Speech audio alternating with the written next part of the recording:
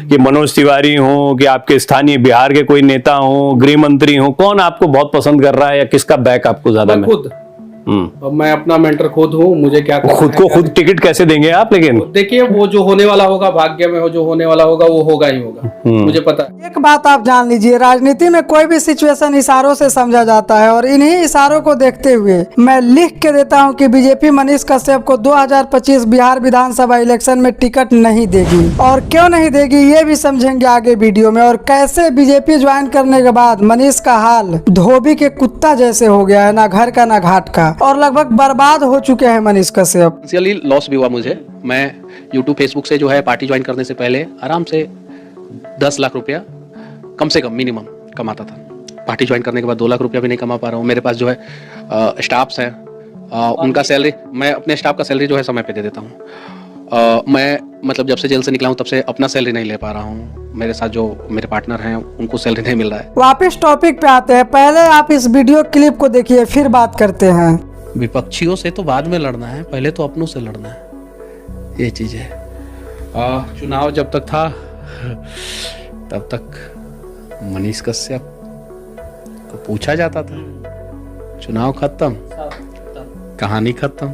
हालांकि यह वीडियो 9 महीना पुराना है। 2024 लोकसभा इलेक्शन में किसी पार्टी से टिकट नहीं मिलने पर मनीष कश्यप बेतिया लोकसभा क्षेत्र से निर्दलीय चुनाव लड़ने मैदान में उतर गए और चंदा इकट्ठा होने लगा, रैलियां निकलने लगी, जनसभाएं भी संबोधित करने लगे और इनमें भीड़ भी देखने लायक होती थी। मनीष कश्यप को बहुत सपोर्ट मिला, लोगों ने चंदा इकट्ठा किया, यहाँ तक कि दूध से भी नहलाया। पर मनीष कश्यप क्या किए, चंदा के पैसा उठाए और जाकर बीजेपी ज्वाइन कर लिया और बीजेपी को बहुत फायदा हुआ इससे। एक तो बेतिया लोकसभा सीट आसानी से जीत गई और दूसरा पूरा इलेक्शन घुमा घुमा कर खूब प्रचार कराया और एक लालच दिया गया मनीष कश्यप को कि लोकसभा इलेक्शन खत्म हो जाने दीजिए, उसके बाद आपको एमएलसी बनाया जाएगा, और वक्त आने पर वहाँ भी झुनझुना थमा दिया गया। इसलिए मनीष कश्यप ये बात बोले और लोगों से माफी भी मांगी। मेरी भी मजबूरी थी कुछ, मैं अगर आप लोगों के नज़र में वो मजबूरी मेरी गलती थी तो मैं आप लोगों से माफ़ी मांगना चाहता। किस चीज़ के लिए माफ़ी मांग? बस वो जिनसे मैं माफ़ी मांग रहा हूँ वो लोग समझ गए होंगे, और मैं वादा करता हूँ कि आगे से जो है मैं किसी का दिल नहीं तोड़ूंगा, किसी का उम्मीद नहीं तोड़ूंगा। इसके बाद बीजेपी ने शायद फिर कोई जड़ी सुंघाई होगी मनीष को। एक बार फिर मनीष कश्यप बीजेपी का झंडा उठाया और उसके छत्र छाया में चलने लगे। बट जैसे जैसे 2025 विधानसभा इलेक्शन नजदीक आ रहा है, ये सवाल भी हर तरफ पूछा जाने लगा है कि क्या इस बार मनीष कश्यप को बीजेपी टिकट देगी। इन्हीं सवालों के दौरान हाल फिलहाल में मनीष कश्यप का एक वीडियो आता है। देंगे गिरफ्तारी, और गिरफ्तारी देने से पहले पार्टी से इस्तीफा देंगे। मनीष कश्यप जो है इस्तीफा देगा। इसके पीछे का रीजन क्या था उसमें हम नहीं जाएंगे, नहीं तो वीडियो बहुत लंबी होती जाएगी। बस आप इतना समझिए कि बीजेपी से मनीष कश्यप का संबंध मजबूत नहीं है, बहुत ही कमजोर है। इसके पीछे का रीजन सुनिए। युवाओं को, नॉन पॉलिटिकल बैकग्राउंड से आने वाले युवाओं को जल्दी किसी भी पार्टी में जल्दी मौका नहीं मिलता, भाजपा में भी नहीं, किसी भी पार्टी। और मनीष कश्यप नौजवान नेता को कहीं ना कहीं मौका नहीं मिल रहा है। इसके बाद हमने थोड़ा और रिसर्च लगाई। मनीष कश्यप के द्वारा हाल फिलहाल में दिए गए लगभग सारे इंटरव्यू और पॉडकास्ट को ध्यान से देखा। जहां भी ये सवाल आ रहा है कि क्या बीजेपी आपको टिकट देगी, वहां इधर उधर की बातें घुमा फिरा कर ऐसा जवाब दे रहे हैं जिससे साफ पता चल रहा है कि बीजेपी से मनीष कश्यप का कोई संपर्क नहीं है और उन्हें खुद नहीं पता कि टिकट मिलेगा भी या नहीं। कि मनोज तिवारी हो, कि आपके स्थानीय बिहार के कोई नेता हो, गृह मंत्री हो, कौन आपको बहुत पसंद कर रहा है या किसका बैक आपको ज्यादा? मैं खुद मैं अपना मेंटर खुद हूँ, मुझे क्या करना खुद है, को क्या खुद टिकट कैसे देंगे आप? लेकिन देखिए वो जो होने वाला होगा, भाग्य में हो जो होने वाला होगा वो होगा ही होगा, मुझे पता है। आपको क्या मिलने वाला ये भी पता है? हाँ मुझे पता है। क्या वो मैं बताइए ना, थोड़ा सा भारत एक्सप्रेस के दर्शकों को जानकारी मिले। देखिए बहुत सारी चीजें हैं जो कैमरे के सामने। उसके बाद हमने YouTube पर उनके चैनल को देखा, वहाँ भी उनकी वीडियो बीजेपी सरकार के खिलाफ ही बनती दिख रही है। ऊपर से बीजेपी से इस्तीफा देने की भी बात कर रहे हैं। और सबसे बड़ी बात यह है कि मनीष कश्यप को टिकट देने से खुद बीजेपी को बहुत बड़ा नुकसान है। आइए समझते हैं कैसे। जैसे भोजपुरी में एक कहावत है कि बाबू ना भैया सब रुपैया, वैसे ही राजनीति में भी एक कहावत है, हित न दाई ये सोचा सीट कैसे आई। देखिए, वेस्ट चंपारण जिस सीट से मनीष कश्यप चुनाव लड़ना चाहते हैं वो क्षेत्र संख्या 07 चनपटिया विधानसभा क्षेत्र है और मनीष कश्यप इसी क्षेत्र के निवासी हैं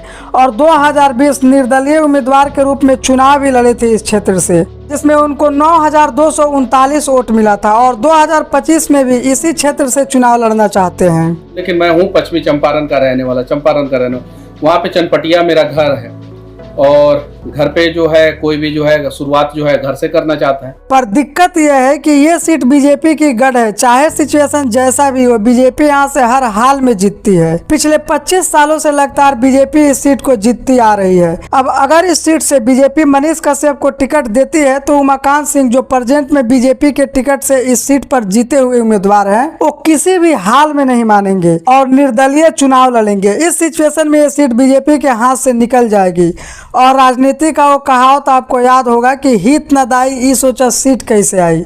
इसलिए इस सीट से मनीष कश्यप को टिकट मिलने की कोई चांस ही नहीं है। हाँ, बीजेपी मनीष कश्यप को टिकट दे सकती है, आराम से देगी, पर ऐसी सीट से जहां से मनीष कश्यप का जीतने का कोई चांस ही नहीं बनेगा या जीत भी गए तो उनकी किस्मत रहेगी। याद करिए 2024 पार्लियामेंट इलेक्शन जिसमें बीजेपी टिकट तो दी थी पवन सिंह को, पर पूरे बिहार के किसी सीट से नहीं, बिहार के बाहर बंगाल के आसनसोल सीट से। आसनसोल कौन से? पवन सिंह। इस सीट पर बीजेपी को जीतने का कोई चांस ही नहीं थी। पवन सिंह किसी भी हाल में ये सीट नहीं जीत पाते। बीजेपी का मकसद ये था कि पवन सिंह को फॉर्मेलिटी के लिए टिकट दे दिया जाए और इसके बदले में पूरे बिहार में जमकर उनसे प्रचार प्रसार कराया जाए। पहले तो पवन सिंह खुश हुए कि टिकट मिल गया, पर टाइम रहते ये बात उनको समझ आई और बीजेपी का टिकट वापस करके बिहार के काराकाट सीट से निर्दलीय उम्मीदवार के रूप में चुनाव लड़ गए।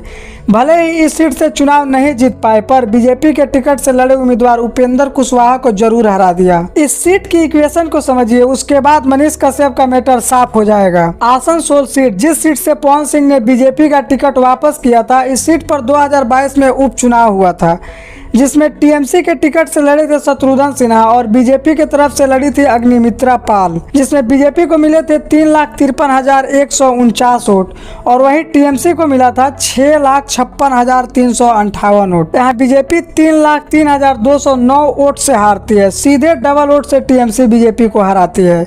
इस सीट पर बीजेपी किसी को भी टिकट देती, जीतने का 0% चांस था। पवन सिंह के टिकट वापस करने के बाद बीजेपी ने एसएस अहलुवालिया को लड़ाया, वो भी हार गए। सेम यही सिचुएशन होने वाला है मनीष कश्यप के साथ। बीजेपी उनको ऐसे जगह से टिकट देगी जहां उसकी पकड़ कमजोर है। हारे हुए कैंडिडेट को चेंज करके मनीष कश्यप को ला सकती है। चनपटिया क्षेत्र से जीते हुए कैंडिडेट को बैठाकर मनीष को टिकट देना नामुमकिन है और मनीष का भी कहना है कि हम चनपटिया से ही लड़ेंगे। बीजेपी से टिकट नहीं मिलने पर मनीष कश्यप चनपटिया से निर्दलीय उम्मीदवार के रूप में चुनाव लड़ सकते हैं, इसमें कोई दो राय नहीं है। बट अब पहले वाला लोकप्रियता नहीं रहा। मनीष कश्यप अगर अब निर्दलीय चुनाव लड़ते भी हैं तो जितना तो दूर की बात है, कुछ खास वोट भी नहीं ले पाएंगे। ये बात मैं कोई हवा में नहीं बोल रहा हूँ। आप खुद अपने मोबाइल में अभी किसी भी सोशल मीडिया प्लेटफॉर्म को खोलिए और जहां भी मनीष कश्यप से रिलेटेड वीडियो या मनीष कश्यप का वीडियो दिखे उस वीडियो के कमेंट बॉक्स खोलिए और जाकर देखिए, आपको 90% नेगेटिव कमेंट ही मिलेगा, जैसे पलटू, चंदा चोर, मौका परस्त, बवासीर ऑफ बिहार। बाकी आपकी क्या राय है कमेंट बॉक्स में जरूर बताएं। अगर वीडियो अच्छी लगी हो तो वीडियो को लाइक करें और चैनल को सब्सक्राइब जरूर करें। मिलते हैं नेक्स्ट वीडियो में।